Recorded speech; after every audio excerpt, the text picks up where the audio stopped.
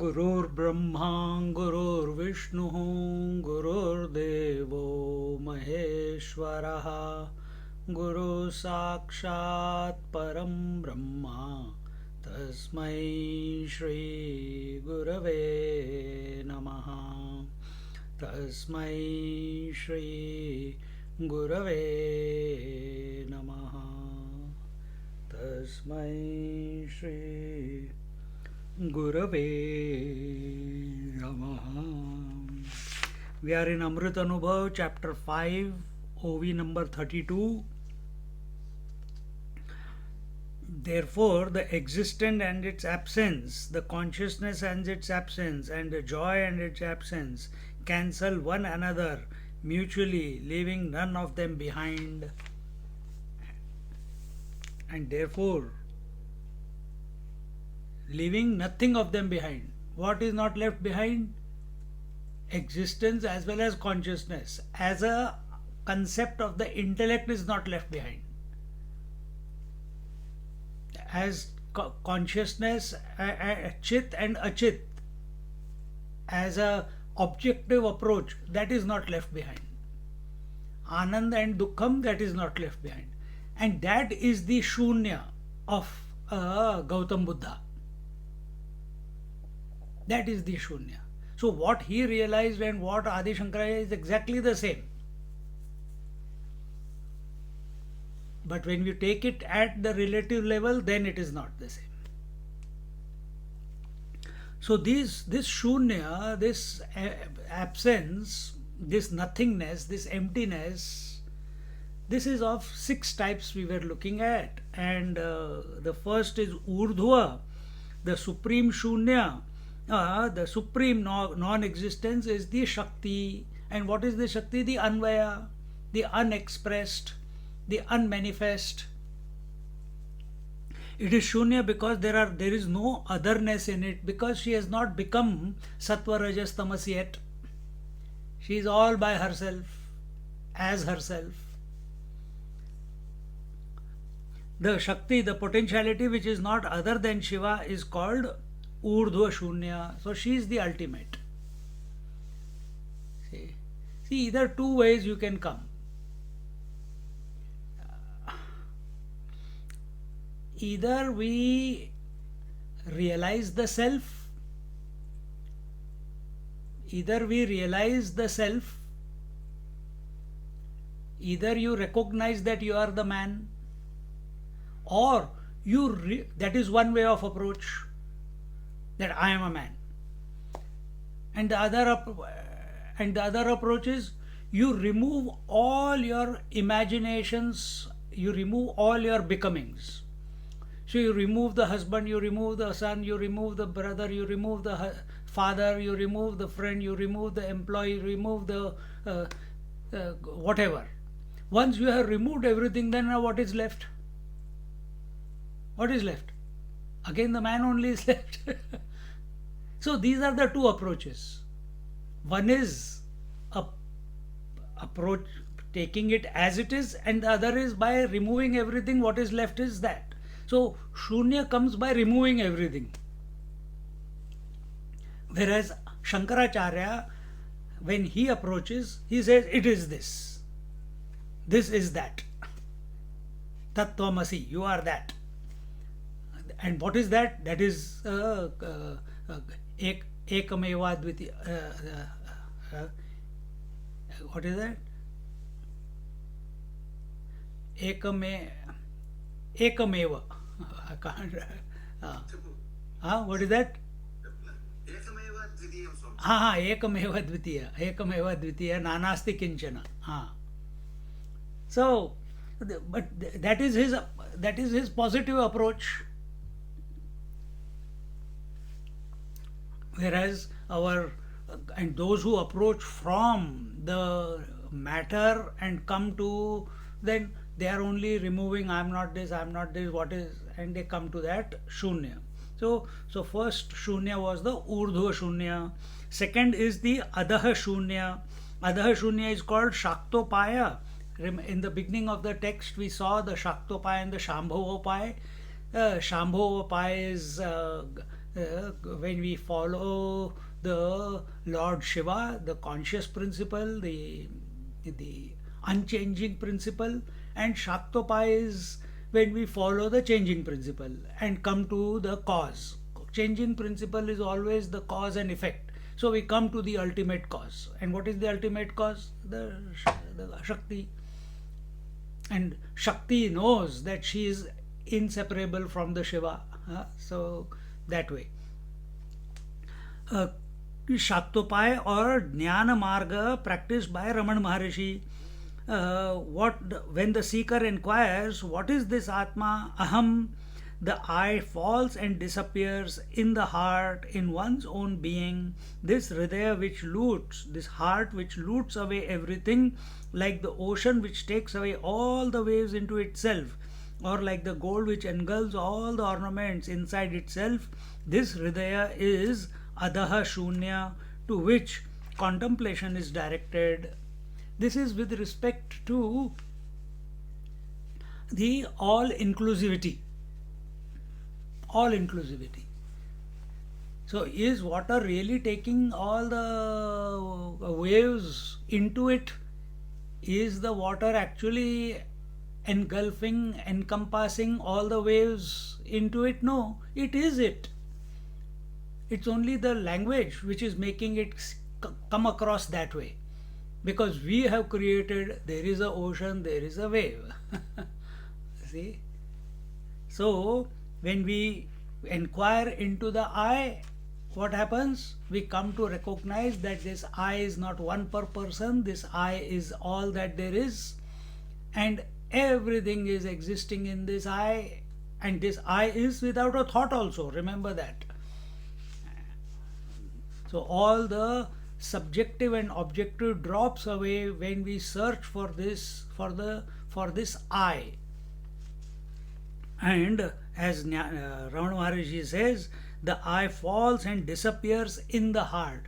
So where, in another words, very simple, when you are inquiring into this I, where is this I, what is the source of it, where is it coming from?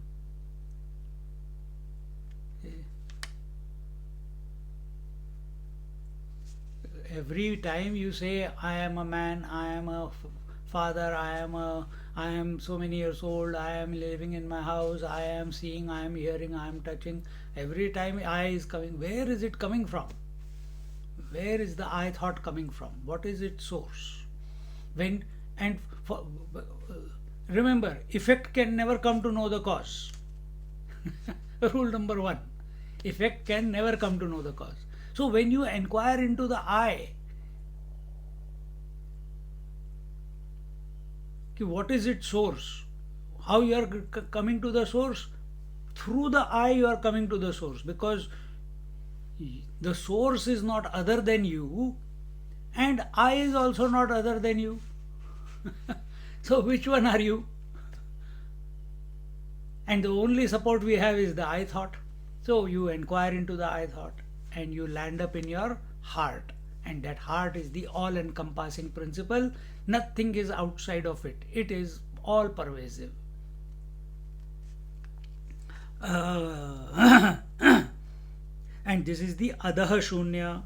In the third, Madhya Shunya, the three techniques of Dharana, Dhyan, Samadhi with respect to space, time and objectivity are practiced, and the silence that we come to as a result of that is called as the Madhya Shunya. Space, time and object are transcended. Here the mind is fixed at the Madhya, or the throat, Kantha, or the heart, or the palate. when the mind is fixed at any one place and no other place is searched,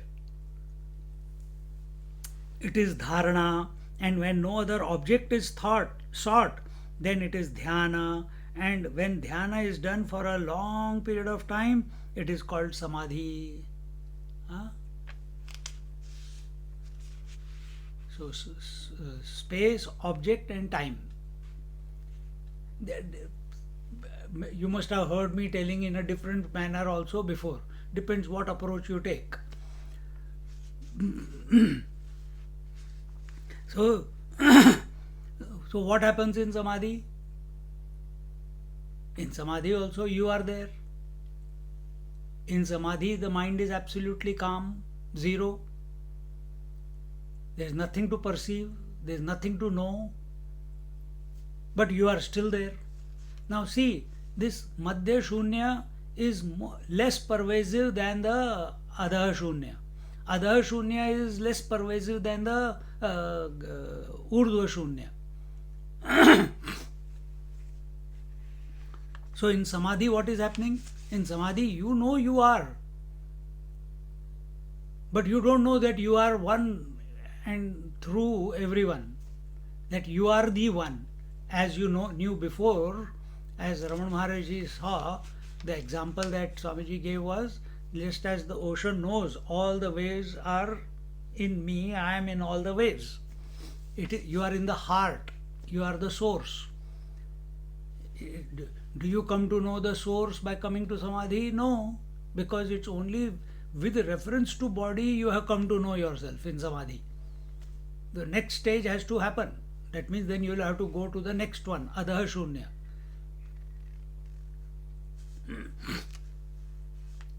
And remember, all sadhana happens only in the waking state. Sadhana does not happen in Samadhi state. So if you want to, if again and again we are going into Samadhi and we want to come to Sahaja Samadhi, from Samadhi state you cannot go to Sahaja Samadhi. You have to come back to waking state and avoid going into Samadhi. Because only in the waking you can inquire. In dream you cannot inquire, in sleep you cannot inquire, in Samadhi you cannot inquire, because no thoughts, no intellect, no mind, everything is quiet. How will you do inquiry? Inquiry happens only in the waking. Then the fourth one, after the Madhya Shunya, the fourth or Chaturtha Shunya is contemplation on Vyapini Shakti, the Pranava. Pranava is also called the Vyapini Shakti. There are three types of Om: Vaidika Om, Shaivika Om, which is pronounced as Hum, and Hunkar or Hunkar, and the Shakti Om as Hrim. The fourth Shunya is thus the all-pervasive energy of Pranava from the individual level to the totality. And this is what we see, how Om expands into all the vowels and the consonants and every aspect of the creation. And that is the Vyapini. Vya means expand. And what expands? Is the sun expanding everywhere? No. The sun's light is expanding. Sun's energy is spreading far and wide. Similarly, when we chant Om, if you chant Om, if you chant Om, what happens? There is a sound coming, there is an energy vibration. So keep chanting single pointedly, then see it will dissolve away all other thoughts, because Om, the Pranava itself, is the source of all other thoughts, isn't it? Out of it only everything else comes. So no other alphabet, no other word has the potency as much as the Om vibration has. So when we take Ram name or Krishna name or Shiva name, because we have faith in it, that name has more potency for what it stands the ideal that it is representing, it has got more potency than the any other thought of the world.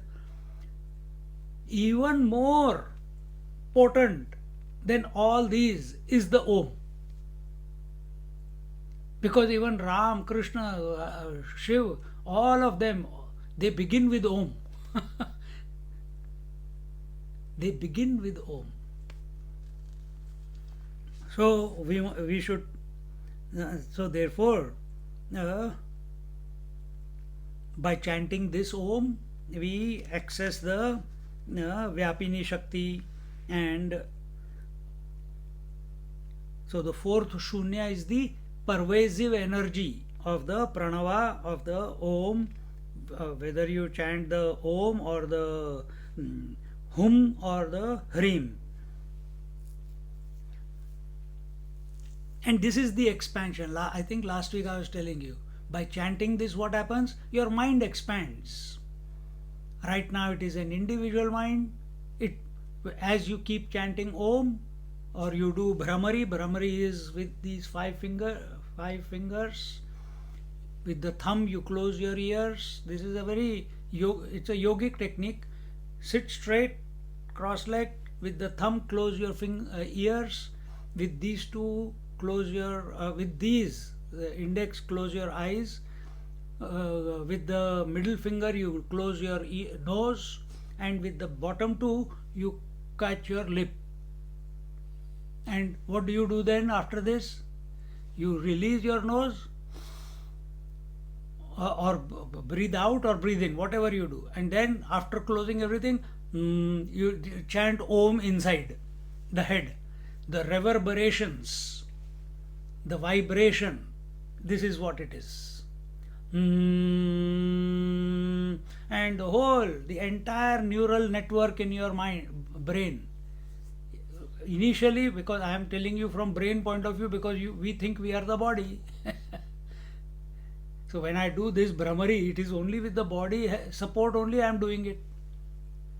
And when I chant the Bhramari, the inside, the vibration of it dissolves all anomalies. All anomalies are dissolved, melted away in the vibration. And all the wrong connections which were there, all the wrong connections, the neural networks,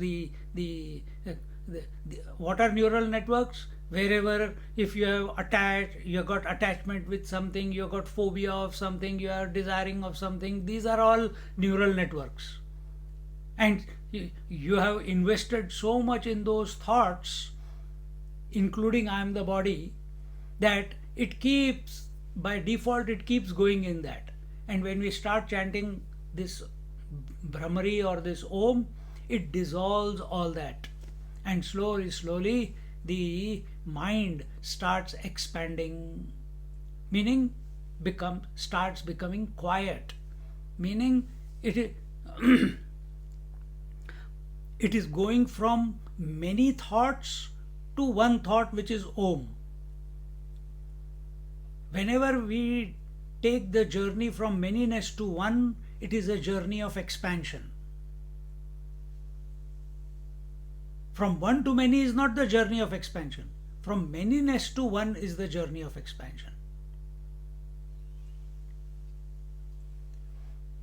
See? Now understand these things and implement it in your daily sadhana. Or just understand it and it will click. And if it is not clicking, then do the sadhana. See? Now the fifth one is the Panchama Shunya or Samana, is a little lower stage of energy of the Pranava, where the mind is still alive and is kept under control. Mind is still alive and kept under control. What will be this? This will be the Yamaniyama, Shamadama. This will be the mind is alive and it's kept under control. It's still, you are still thinking that the mind is a separate entity. But now we are exercising equanimity. Control, keeping it under control means not getting influenced by the mind, not getting influenced by the mind, not getting disturbed by the mind, not getting caught up in the mind. But the mind is still there. We are still there, mind is still there. See?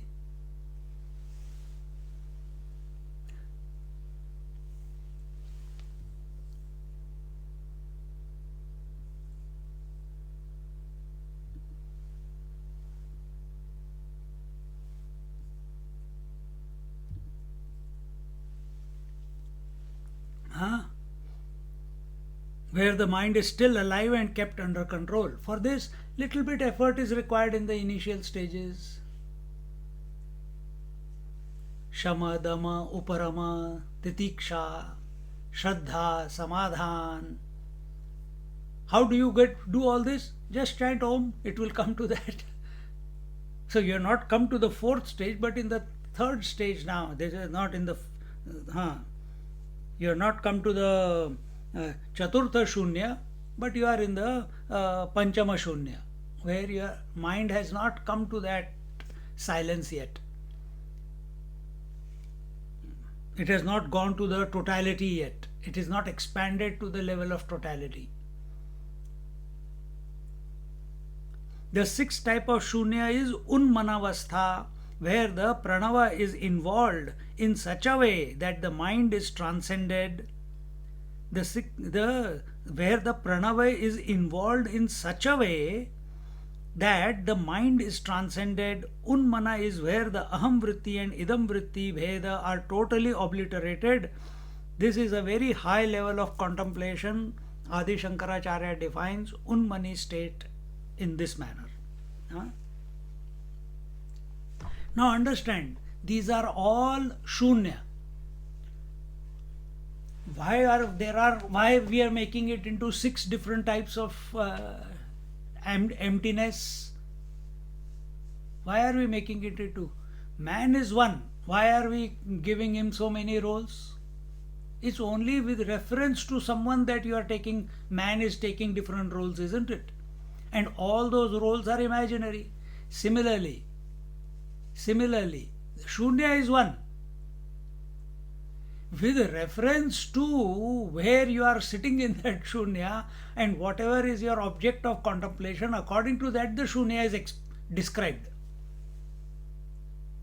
With reference to something. So that's how these different Shunyas have come about.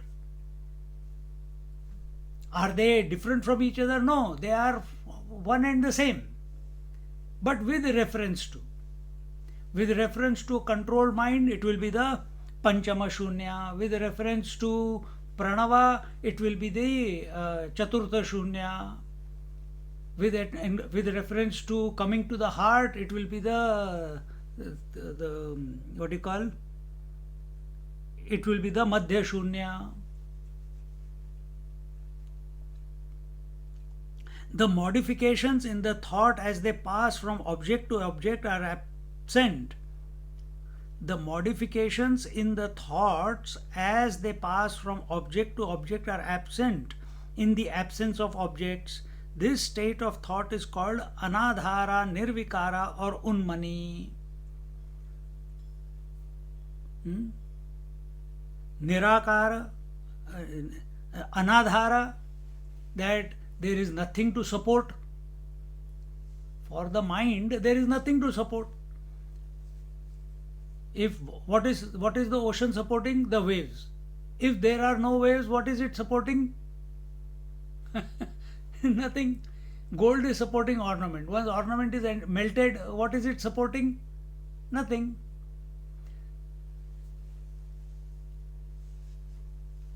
Nirvikara. Akara means form. Nirvikara means without form. So that it has become formless. When there is nothing to support, the mind becomes formless.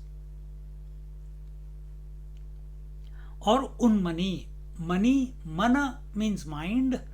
Unmani, gone beyond the mind. Gone beyond the mind. Or in other words, no mind. Because we know mind. How do we know mind? Only when there are thoughts, then we know there is mind. Only when there are thoughts, then we know mind. Oh, but you are saying nothingness, emptiness, these six types of emptiness. So, this six types of emptiness or shunya is only when your attention is on nothingness. When nothingness or shunya has been accepted as a thought by your mind, then we have made one shunya into the six, isn't it? But is there something called shunya? No. From logic, if you understand, nothing is not an object of contemplation. It is not something to be perceived. Object is not something to be perceived. No, sorry, shunya is not something to be perceived, or emptiness is not an object to be perceived.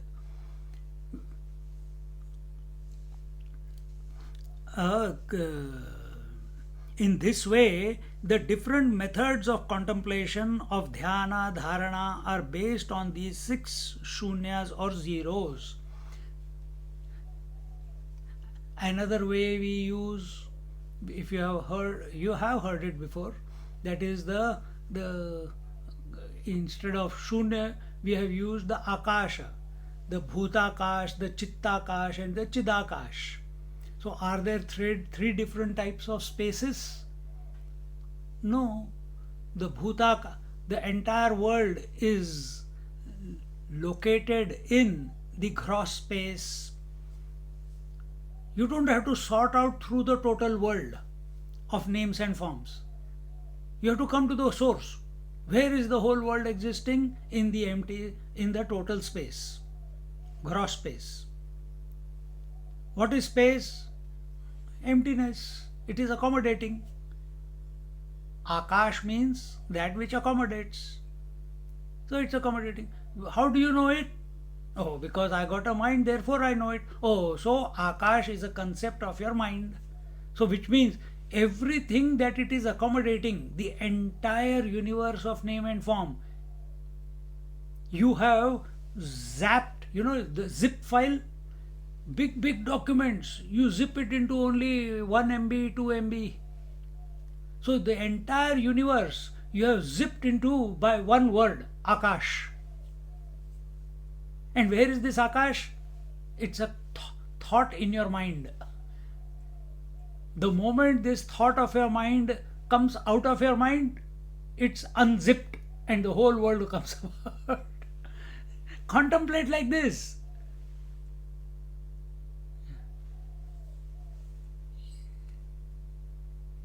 See? And this is exactly what is happening. And what is the space of the mind? In the mind also so many thoughts are coming. Now they need to be zipped. Now what is the source of the mind? The Chidakash. So it is that one alone which is expressing as Chidakash. That one Supreme Spirit alone is expressing as Chidakash, is alone expressing as Chittakash, is alone expressing as Bhutakash. It is the one water alone which is expressing as the ocean and the waves. It is the one Shunya, the Supreme Zero, which is alone expressing as these six different expressions, depending where our attention is. In this way, different methods of contemplation of dhyana dharana are based on these six shunyas or zeros. One method is to focus the attention on the silence between two chantings of any mantra of one's choice. Ramana Maharshi said, Prana bandhanat lina manasam. Prana bandhanat. He didn't even use the word Om. He doesn't give you any mantra to chant. So what does he say? He says, between the two breaths, catch a juncture. If we are chanting Om, so keep your attention. See, this when we do Vedic chanting, if for 1 microsecond your attention goes somewhere other than the word which you have to chant, it will not come out correct. So extreme alertness and vigilance is required. That extreme alertness and vigilance, when it is employed while chanting mantra, for example Om. So are you looking at the whole Om?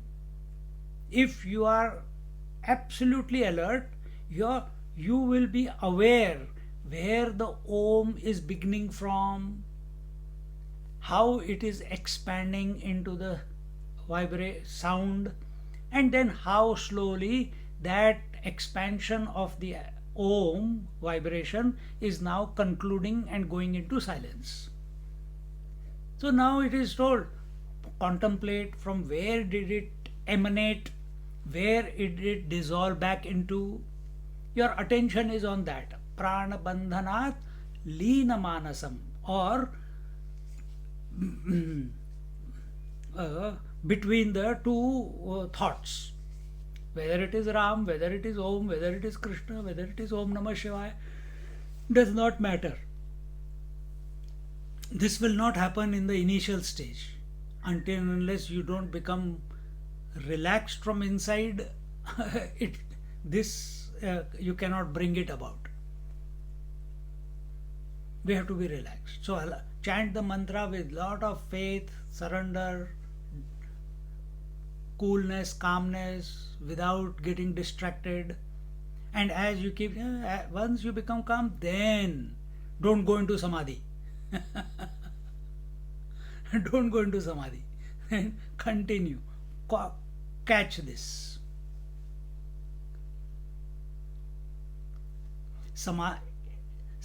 In that samadhi where there is no coming into samadhi and going into samadhi, is the sahaja samadhi. After that also samadhi will happen. But when we go as an escape from the world, then it is temporary.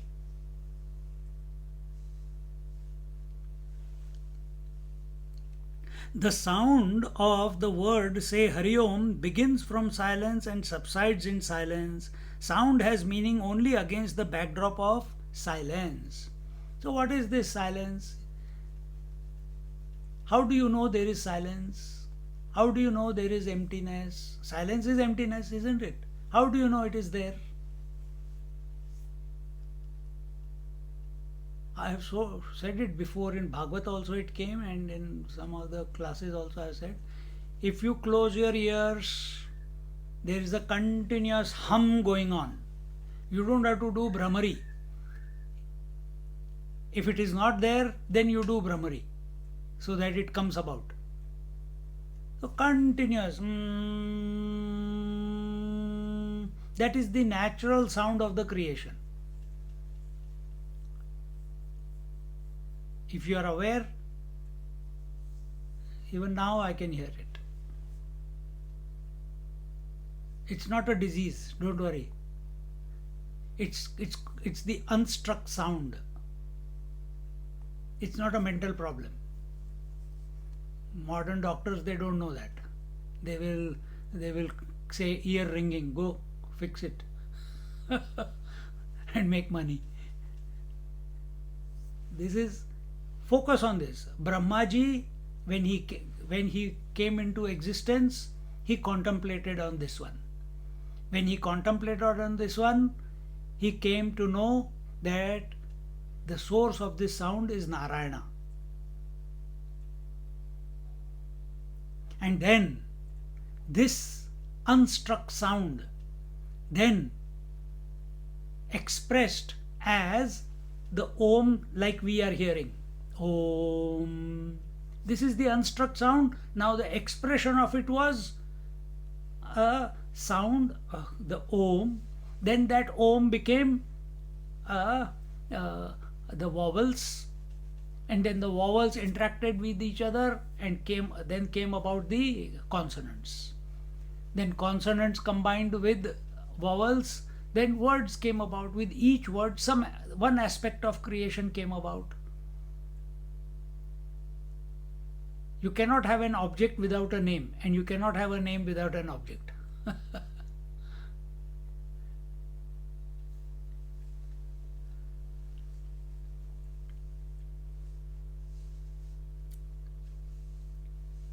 So this sound has meaning only against the backdrop of silence.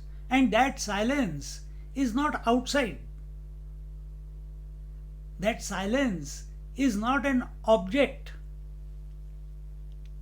When we talk about this silence, by taking support of this continuous sound, I just explained to you, it expresses as Om, then it expresses as vowels.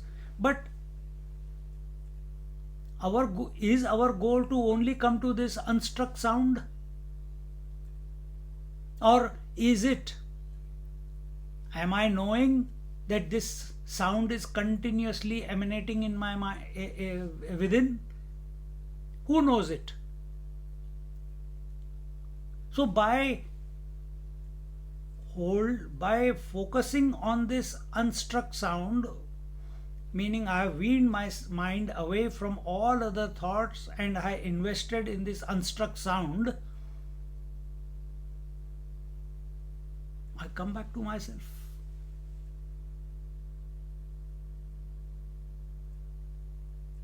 Because I am saying no, that I am hearing that, I am coming to that unstruck sound. Someone knows it. Someone knows it. The Shiva Tattva always knows everything. The unmanifest also he knows, manifest also he knows. Total also he knows, individual also he knows. Samashti and Vyashti, both he knows. You are also of that nature. You are not the object, you are not the body, you are not the mind, you are not the intellect.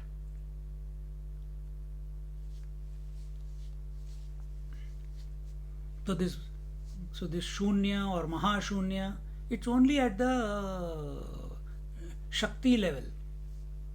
And at that Shakti knows she is inseparable from Shiva.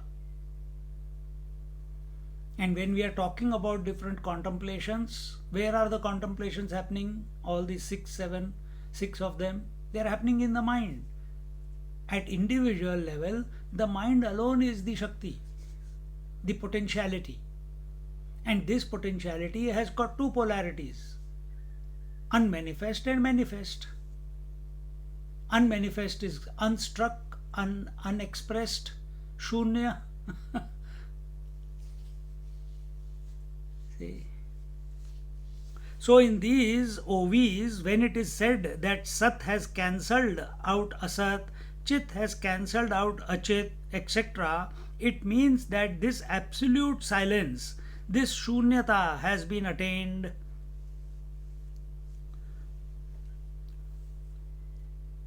That silence which is the birthplace of all sound, viz. Akasha, and of all the progeny of space, namely air, fire, water, earth, and then of all creation.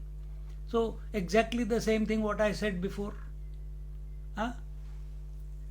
When I told you from Bhutakash to Chittakash to Chidakash, again the same thing Swamiji has said, only in one word.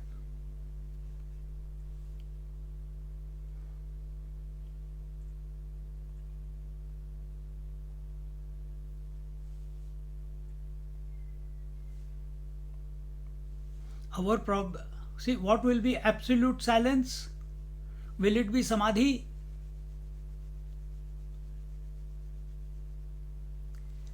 Will absolute silence be Samadhi? No. Absolute is one without a second. In Samadhi, you are accessing silence. Mind has become silent. but it is only temporarily. It is not absolutely. In Ramana Maharishi's case, it is absolute silence. It's absolute silence. In Brahmaji's case, when he meditated on his source, he reached absolute silence. See?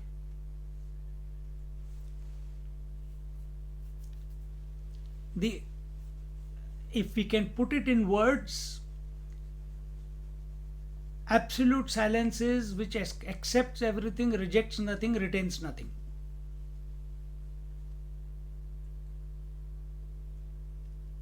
Now look at the nature of your mind. Mind accepts all the thoughts, rejects no thought, retains no thought. Isn't that? Every day, intellect also accepts waker, dreamer, sleeper, meditator. Every day they come and go. It doesn't retain anyone. So the nature of mind, look at, say, same thing with the eyes. Eyes also accept all the colors and forms, reject no colors and forms, retain no colors and forms. Ears also accept all the sounds, reject no sounds, retain no sound. See, naturally it is like that only. This ego has created the problem. This attachment that I am someone, I am only this body, I am only this mind, I think I am not integrated, I think I have to do something to realize. All this has created a problem.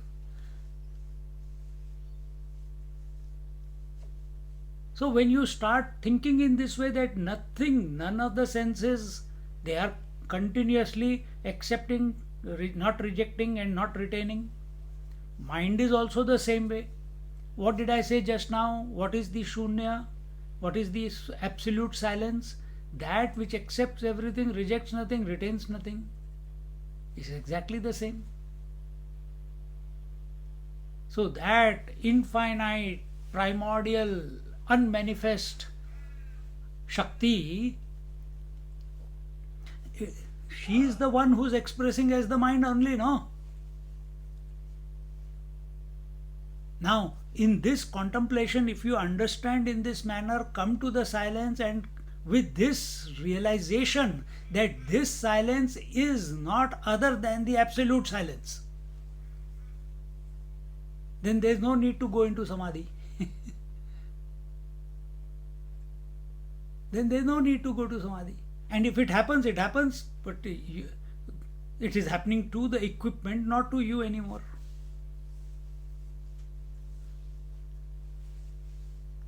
See, these are some finer points, and if we contemplate in this manner, then it will be beneficial for us. Otherwise, we are, even as a meditator,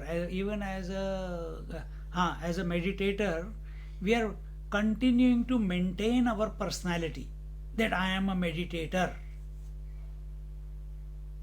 that I sit for 1 hour, 15 minutes, 2 hours, 3 hours in meditation. But what after that? By keeping your mind empty, are you going to cross the next frontier? Now you are in the loop, just like you are in the loop of waking every day, dream every day, sleep every day. Now you are in the loop of meditating every day. We have to come out of that loop. For that, knowledge needs to take place. And knowledge can take place only in the waking. Come back, contemplate in the right manner. We are not against waking, dream, sleep, samadhi. They are natural phenomena which are going to happen anyway. But are we seeking them out, or they are happening by themselves? Do you think and then dream? Or dream happens? Do you think and sleep, and in the sleep say, I am sleeping, no, now I have to get up? No, it happens automatic. So meditation also must happen by automatically. And it's not necessary that it should happen for 1 hour, 2 hours, 5 hours, 10 hours, 10 days. No.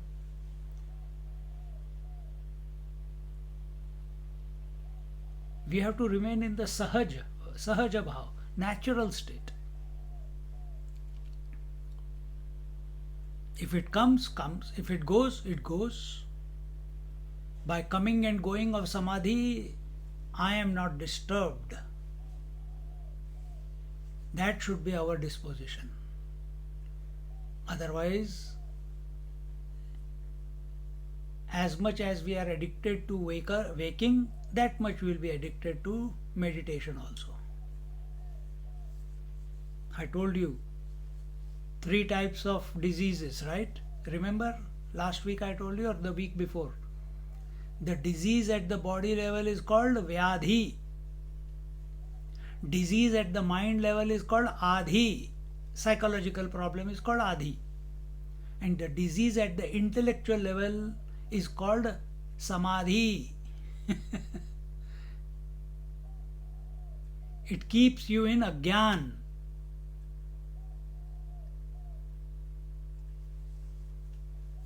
Why you are saying it keeps us in agyan? Because you come and go out of it. Understand the principle. You are that which is beyond, which is not coming and going. You have accepted samadhi as a great state,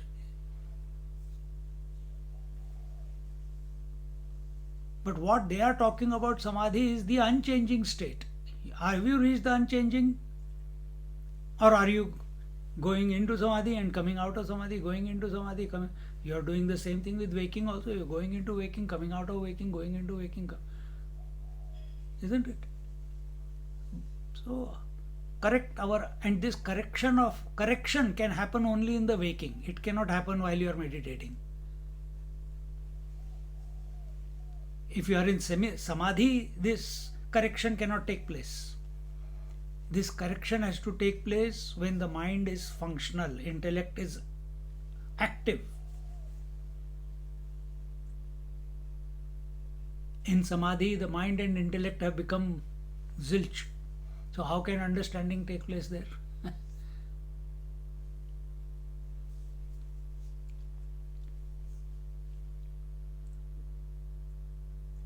Another method now is called is laya prakriya. Laya means absorption. Let the speech be absorbed, laya, in the mind, and the mind in the individual intellect in the total intellect, and the total intellect be absorbed in the absolute where there is no otherness. In other words, what is the cause of all the colors and forms? Eyes. Eyes are the cause, effects are the colors and forms. What is the cause of the 5 senses? Remember the rule. Effects can never come to know the cause. The cause alone is expressing as many effects. So what is the effect? Colors and forms. What is the effect? Sounds. What is the cause? The hearing ability or the vision. The vision alone is the cause, and that vision alone has become has expanded into all the colors and forms. Just like one light alone has expanded into the Vipgayaric color, same way, one eye, the ability within the eye, the potential within the eye alone has expanded into all the colors and forms. Just as the potential in Shiva alone expanded as the Trigunatmika Shakti. So where was Shakti? Is Shakti separate from the Lord Shiva? No. Is the potential within the eyes? That potential alone has expanded into all the names and colors and forms. Now, when we come to first at the physical level, we have understood this. Now come to the 5 senses. What is the source of five senses? What is the cause of five senses? Mind alone has become the five senses. How do you know? Because all the five senses have got no meaning if there is no mind. All the five senses are known. Anything that you know in this world is only by way of thought. So your mind thinks eyes, so the eyes were there. Your mind thought ears were there. So mind alone, just like one hand alone has become the five fingers, one mind alone has become the five senses. The arm cannot lift anything without the fingers. So are the fingers independent of the arm? No, they are extensions of the arm, isn't it? So are the five senses independent of the mind? No, they are extension of the mind, expression of the mind alone, tentacles of the mind alone. Just as extension of the hand is the fingers and the fingers can grab, similarly extension of the mind is the five senses, and the senses at a very basic level, they perceive, they grab the names and forms, the colors and forms, the sounds, the smell, the touch, the feel, if you call it grabbing. See? Can the senses come to know the mind? No. Effect can never come to know the cause. Cause alone is expressing as the effect. Mind alone, senses cannot come to know the mind, the cause, and the cause, the mind alone, is expressing as the five senses. So in the first case, the senses were the cause and their stimuli were the effect. Now mind is the cause and the senses are the effect. Now we take one step further back.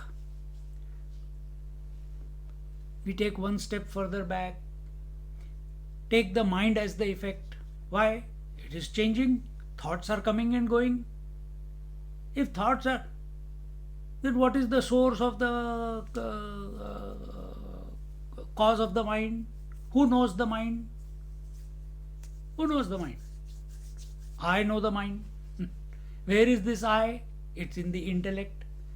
In intellect, the thought I erupts. In the mind, all other idam vrittis erupt. So who knows the idam vrittis? All the thoughts in the mind? I know all the thoughts in the mind, isn't it? That's how we say. Can the mind come to know the I? Can the inert, that which is coming and going, come to know the conscious I? No. Cannot come to know. See?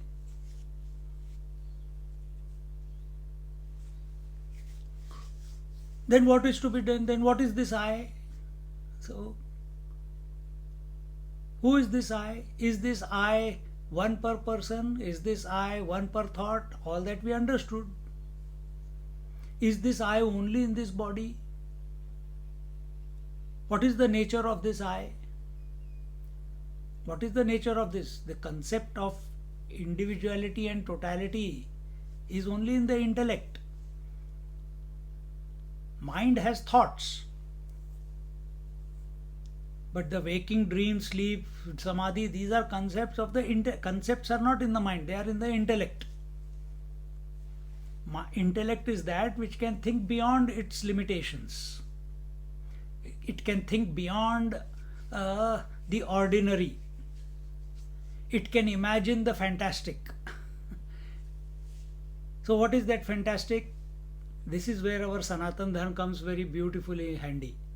It says, if you want to imagine, why don't you imagine Brahma, Vishnu, Mahesh?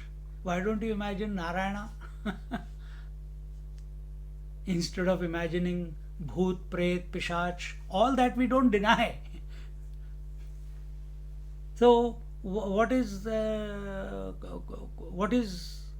we are talking about Laya Prakriya. So we dissolved the names and the stimuli into the senses, senses into the mind, mind into the intellect. Now intellect is to be absorbed where? Into its source. What is its source? The totality is the source of individuality. So wave has to be absorbed into the ocean. How will it get absorbed? When we look from here, it is already one and the same. But the wave does not know that. So what has it to do? It has to keep contemplating on the ocean. How? By name. Shri Ram, Jai Ram, Jai Jai Ram. Shri Ram, Jai Ram, Jai Jai Ram. And now, purify the mind. And in that purified mind, listen to this talk again and it will click.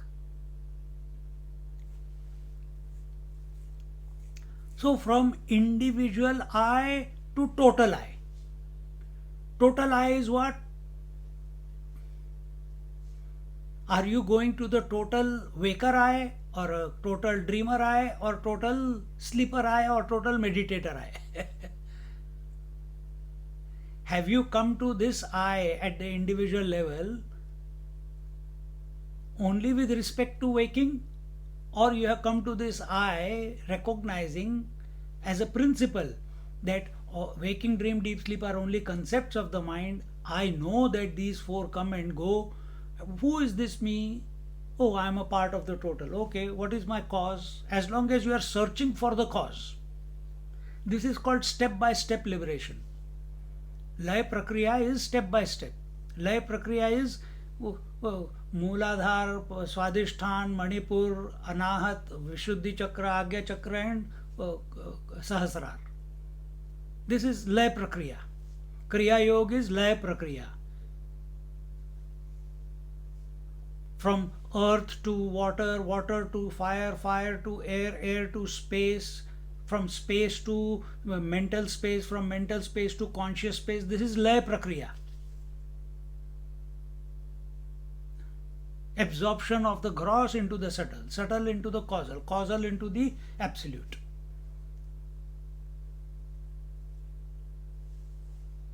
So now here what we have done, we have gone from individual causal intellect, from individual causal we are going to total causal.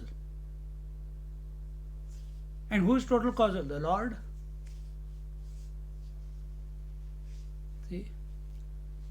So we are not going to Brahma, Vishnu, Mahesh.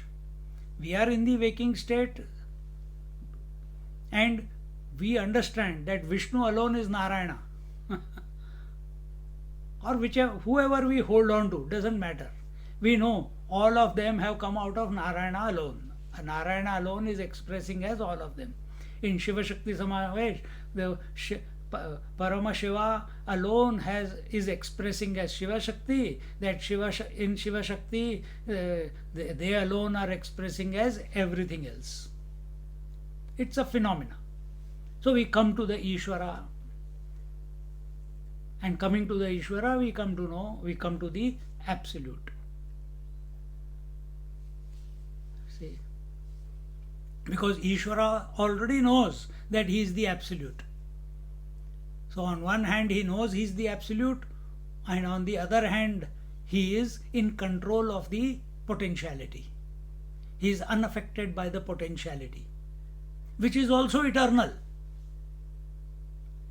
And what is the eternality of the potentiality? That sometimes it is unmanifest, sometimes it is manifest. That is the phenomena. And he is not affected by the phenomena. So this is the Laya Prakriya. Come to this one. So beautifully our Sanatana Dharma has given the Prakriya for this. No other religion has this in such detail. Now in this one verse only, see the 6 shunyas and the Laya Prakriya and the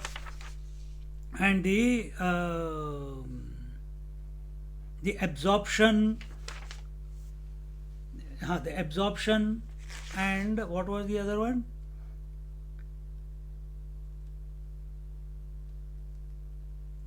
and the silence, from the silence. So shunyata, silence, absorption, laya prakriya, all are similar to each other. But we must be clear with each terminology and also see the similarity between all of them.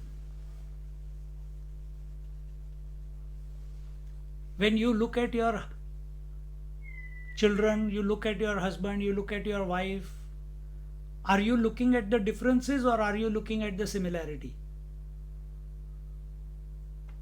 What are you looking at? If your attention is on the gross, it will be differences only. But if while looking at the gross, if you have the acumen to see that this gross wife body and this gross my body is made up of the same space, air, fire, water, earth, is going through the same birth, growth, disease, decay, death, then your attention is on the common principle. Then there is no attachment. Then you are growing. Then you are growing.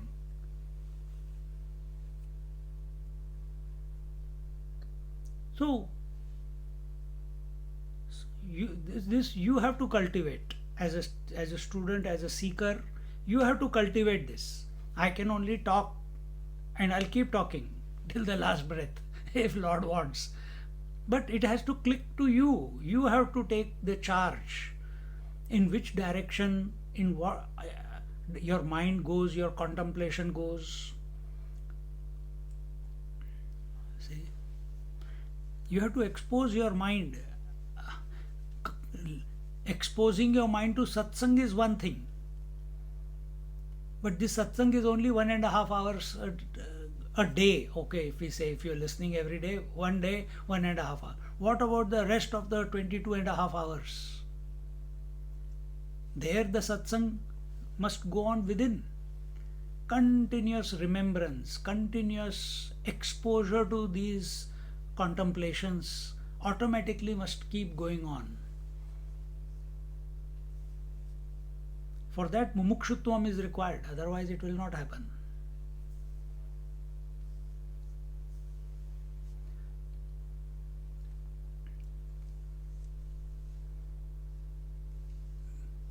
So this prakriya of absorption, laya prakriya, was given in Kathopanishad, first chapter, 3rd valli, 13th verse.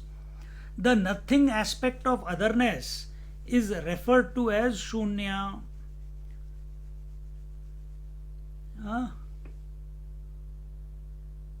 Purushatma parama kinchitsa kashtasa paragatihi. Beyond the Purusha, the Paramatma Tattva, there is nothing that is other than the Purusha. It is the end, that is the highest goal. So who is this Purusha? Who is this Paramatma Tattva? Purusha will be the Ishvara. At the phenomenal level, the Purusha will be the Ishvara who is unclutched from everything. And if you want to go beyond that, again, to go beyond that, there is no duality, so why we call it a Purusha? But if you want to go, we have given a name, Paramashiva. Just for our convenience sake, we have taken that name, Paramashiva, for the Absolute One. That one continuous principle, undivided principle, we have given him the name Paramashiva. So when we talk about Paramashiva and Shiva and Rudra, and he has not become many, he is the same one. But with reference to the Shakti, he keeps taking the different definitions. We call him by different names. Same way, woman remains the same, man remains the same. With reference to everyone, the role comes out of them.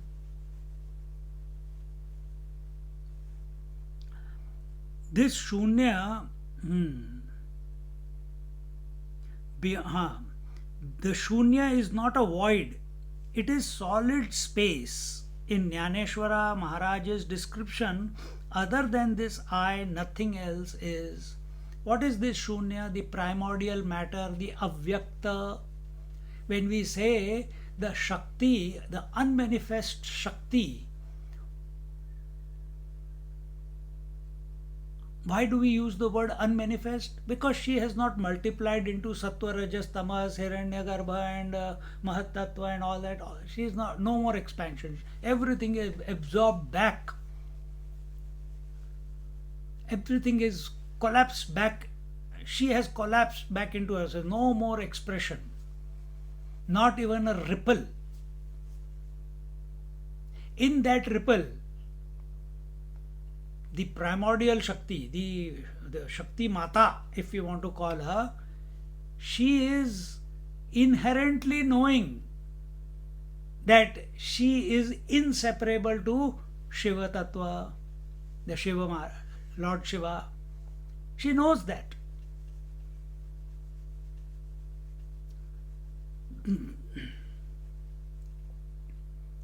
Then when does she expand? When does the Shakti, which is in silence, expand?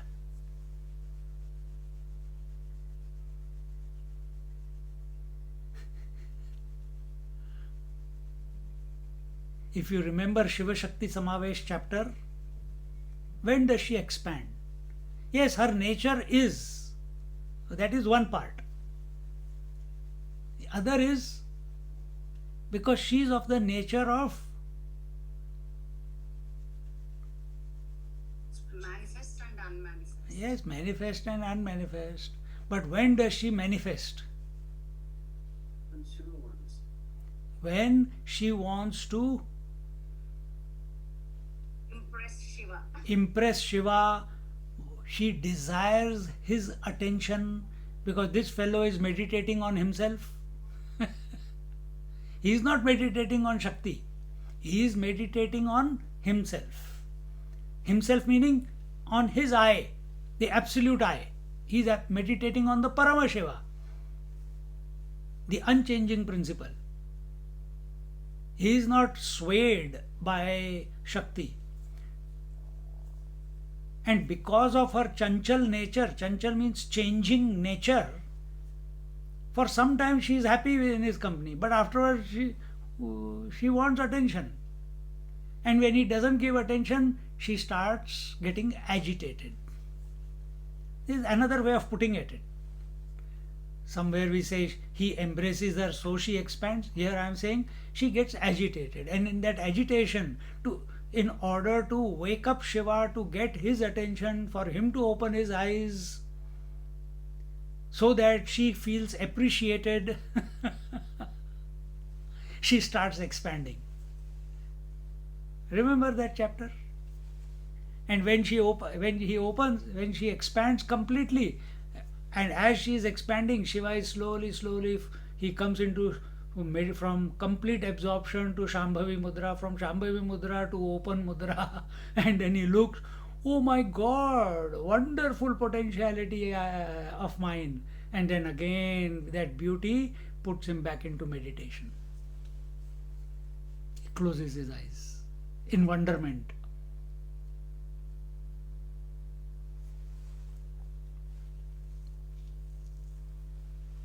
So, Shakti knows. This is one way that she wanted attention. Okay, that's one way of looking at it. But inherently, Shakti knows in Kailash, Shiva Shakti are living peacefully. Every time an accident has taken place with Shakti, only when she did not listen to Lord Shiva, when she competed with Lord Shiva, when she compared herself with Lord Shiva, when she did not remain attentive towards Lord Shiva, Then only accident happened, and then she had to reincarnate, and then again she had to find her way back to Lord Shiva. Is this not happening to our mind? When our mind is not focused on the self, on the Lord, then slowly, slowly it goes into the world. It loses the plot till Guru Maharaj comes into our life, scriptures come into our life, God's grace comes into our life, and again we get oriented towards the divine. Now that we are oriented towards the divine, thinking about the divine, complete the journey, no. Why leave it halfway? Why leave it unconcluded?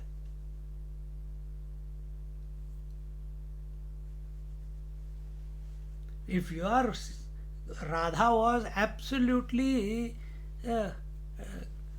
first, she did not want to do anything with Krishna. She is inseparable from Krishna, but she didn't want to do anything with Krishna. But as she grew up, her love for Krishna kept increasing, kept increasing, kept increasing, yet individuality was still there. I am a better dancer, and her comparison with other gopis, that I am a better devotee, I am a greater lover than you are, he is mine, he cannot be anyone else's. Every time this ahankar came, she had an experience. Radha is the Shakti, Krishna is the Purusha or the Shiva. So one day they were all waiting, all the gopis are waiting, Radha is going to come, Radha is going to come, then alone Krishna will come, and Radha came, and they were so happy. Now Krishna will certainly come because he is always following Radha. And they sing her praises. Radha, now that you have come, this is on that Sharad Purnima night, and when Ras is going to happen. And there she is so beautifully dressed and everything. And when everyone praises, Krishna comes, and Krishna takes Radha to the side. And whatever those gopis had told her, whatever other thoughts had told this thought of devotion, what did it say? That you are the greatest. You are truly the true lover of Lord Krishna. We are learning from you. So all other thoughts are thinking, this is how we are. They are praising the thought of devotion. And it goes to the head of Radha. She says, Krishna lifts her up. She wants to be lifted by Krishna. Krishna satisfies the wish of Radha. He lifts her. The moment he lifts her, Radha thinks that how lucky I am. I'm not like other gopis. I have been lifted by Lord himself. I am in his embrace, unlike other gopis. And the moment this thought came, suddenly she found fallen on the ground, dirty, and Krishna was seen nowhere. Then she finds her way through the bushes back to the gopis, and they ask her, what happened, my dear? Where is Krishna? I don't know. She can't tell them that I was thinking like this, so I fell down. But the greatness of Radha is she recognized her mistake, and then she cries out, and all the gopis cry out the Viraha Geet. And then when that pain in their heart, under the guidance of Radha, when it reaches the climax, then Krishna Bhagavan comes again, listening to the cry of the gopis, led by Radha. And then the Ras Leela begins. And what is Ras Leela? Exactly, Prana Bandhanat Leena Manasam.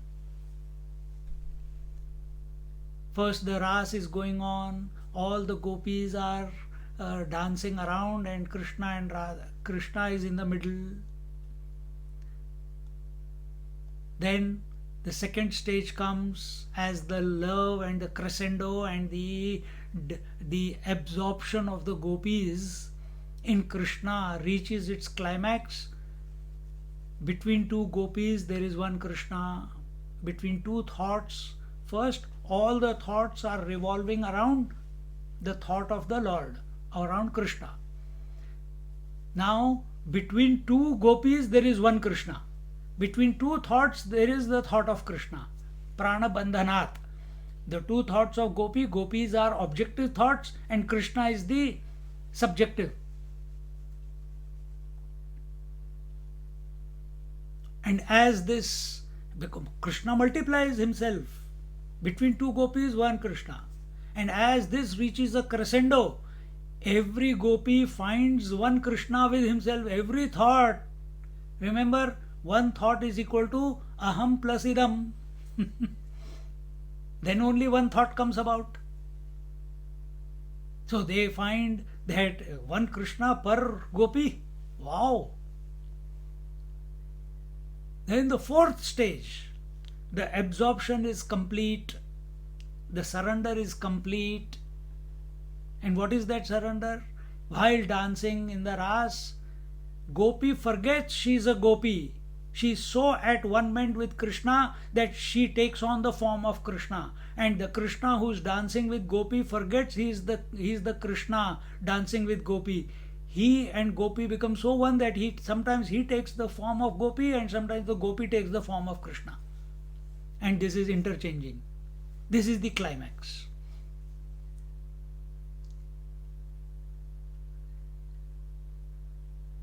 बोलो कृष्ण कन्हैया लाल की जय. This is absorption. This must be the conclusion of Vaikhari Madhyama Pashyanti Para.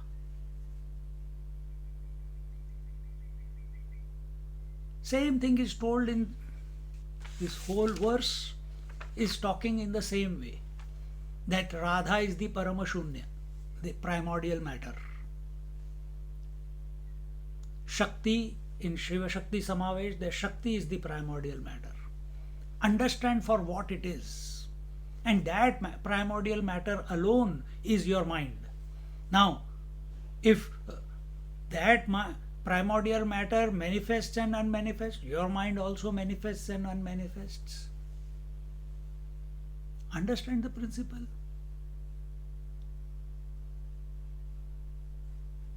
Nothing to be emotional about. Nothing to be emotional about.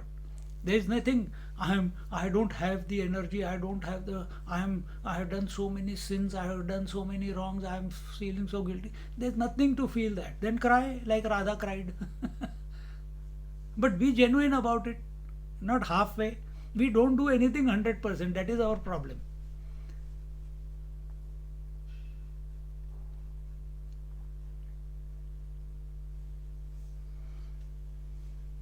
The shunya is not a void, it is solid space. When the gopi is dancing with Krishna, all the four stages. Now gopi has forgotten she is a gopi. If we take it from this point of view, gopi has forgotten she is a gopi. And her अस्तित्व को क्या बोलेंगे? The gopi feels that the only reason she is there is because of Krishna. And how does she feel? Inseparable. How does she feel? Not as an independent from Krishna, not as separate from Krishna. That is the shunya. That is the shunya. No thought, the total absorption. Then only that will happen, no? The final stage of ras. That will not come about if you are thinking. They thought and they came to the banks of the Yamuna. They thought and they started dancing, keeping the Krishna in the middle. But as their thoughts of Krishna as their surrender kept increasing, the thinking also stopped, only absorption was there. From duality to non-duality.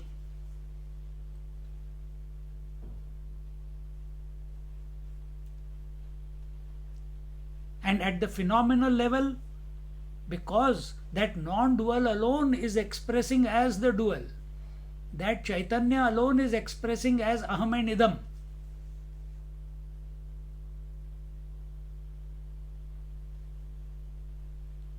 This is at a individual level I am talking.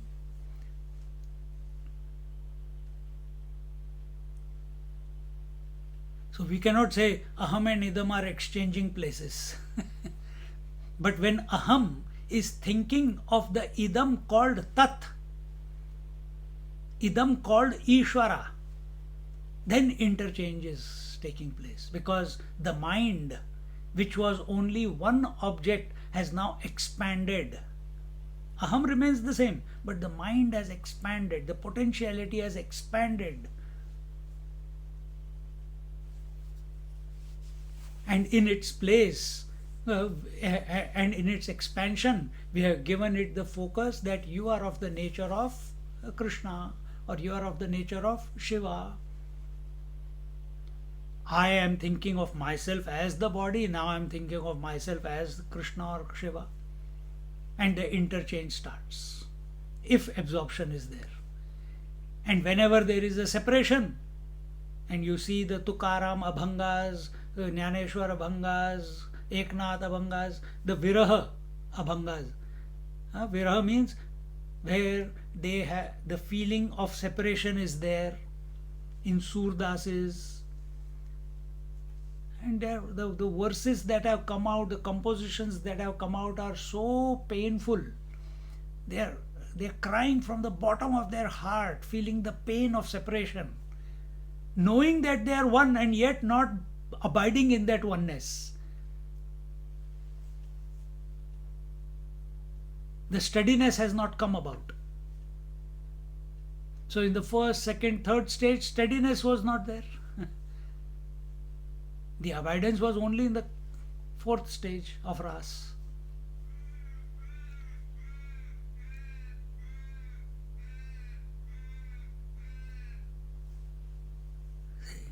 So that is, so Jnaneshwar Maharaj says, space, the Shunya is not a void, it is called solid space.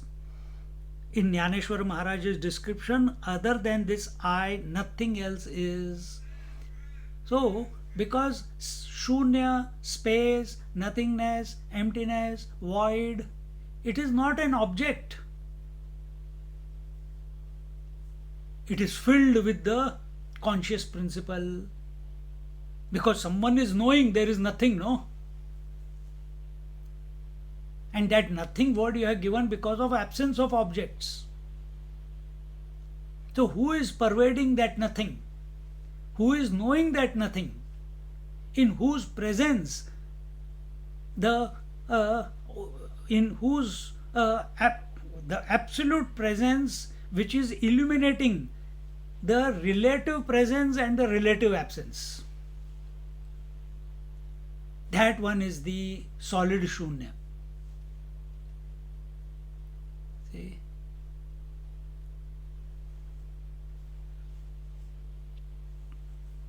Pure existence is therefore not affected by the pairs of opposites which exist in mutual cancellation. So, Sat, Asat, Chit, Achit, Anand, Dukkham, Aham, Idam, husband, wife, father, children, all these are coexisting. If one part of the chain is gone, the other one has got no meaning anyway. Whom will you call a father if there are no children? Whom will you call a husband if there is no wife? Whom will you call a son if there are no? Then we are smart. Then we keep photographs all along the walls in the house. We want to remain in the memory. We are still so stubborn. Not nature has created a situation where it wants you to be free of all your past, and we stick all the photographs and keep indulging in the memories instead of invoking the memory that I am the absolute one. See how much sabotage we do to our own happiness. And then we justify, isn't it my duty, isn't it my this? मैं मारूंगा एक लात. भगवान भी कहेगा, I will correct my mistake next time. Wasted energy.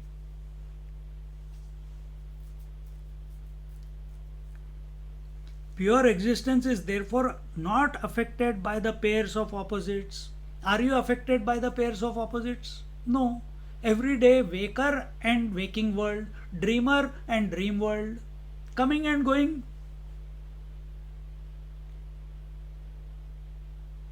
You know they come and go every day, the three stages. But for every waking experience, there has to be a waker, there has to be a waking world. Waker is the experiencer of the waking world, the object. Dreamer is the experiencer of the experienced dream world. The aham is the waker and the dreamer. The idam is the waking world and the dream world. You understand? We say there is sleep. There is no sleeper. Then what is sleep? Sleep is absence of waking world and dream world. But foolishly we say, oh, waker, dreamer and sleeper. But actually what is happening in sleep? There is no sleeper, because there is no experiencer of, there is no individual experiencer of absence of everything. It is a realized state. We don't know that because of our obsession with one body.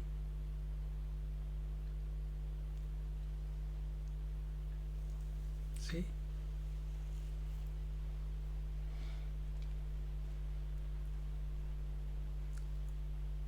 So, phenomena means where the two are. Two keep coming and going. Aham, idam keep coming going. Brahma, Vishnu, Mahesh with their wives keep coming and going. In every cycle of creation they come and go.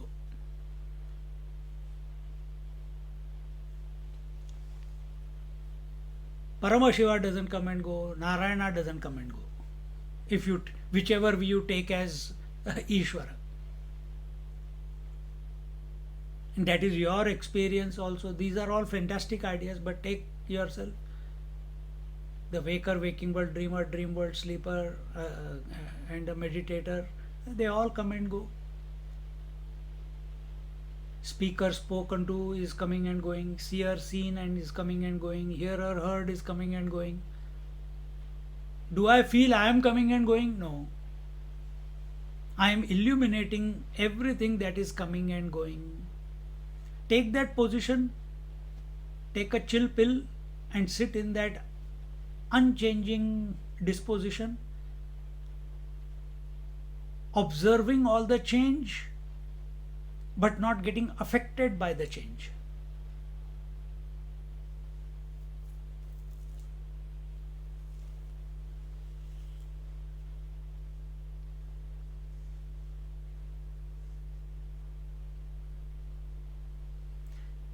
You observed all the change in the dream.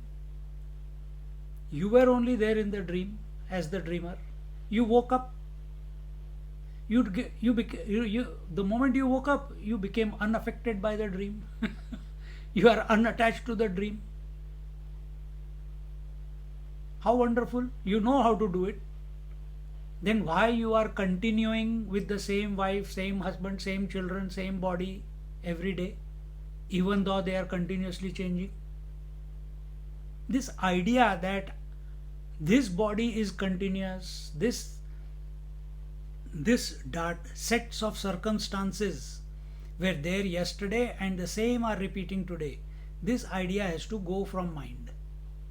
And that you cannot make it happen, only the Lord can make it happen when we fall in love with the divine.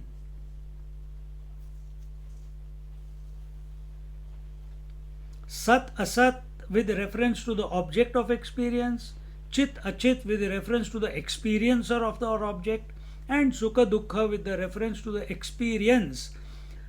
All these dvandvas disappear in the divine presence. This is wow. So many different sadhanas are given in this verse by Swamiji. The 6 shunyas, the laya prakriya, absorption, following the silence, coming to the silence, that silence not being inert, the absolute silence, the eloquent silence, the solid space or the solid void or the solid absence, the who am I inquiry. So from all angles the shunya was looked into, because our idea of the world, individual and total, is only in the potentiality. The potentiality herself expresses as samashti and vyashti, totality and individuality. So it is also an expression of the shunya only, expression of the shakti only. Meaning, this idea that is coming in my mind, I am an individual, I am a devotee, the Lord is above the clouds, Lord is infinite, Lord is all pervading, I am only pervading in this body, He is pervading in the whole universe. Where is this idea coming? In your mind. What is that mind? Nothing but that avyakta shakti. It is your potentiality, it is your power. The mind is not separate from the consciousness.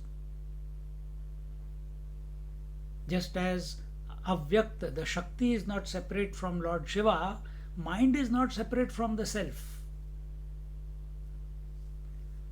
Come to contemplate in these ways. Great masters, scriptures have given us infinite number of approaches. Don't get addicted to listening. Get addicted to implementing. Get addicted to final consummation. Methodologies will keep communicating. But until and unless we are not focused, we are not available, we are not desirous of the final consummation, all these words have got no meaning. Om Purnamada Purnamidam Purnat Purnamudachyate Purnasya Purnamadaya Purnamevavashishyate.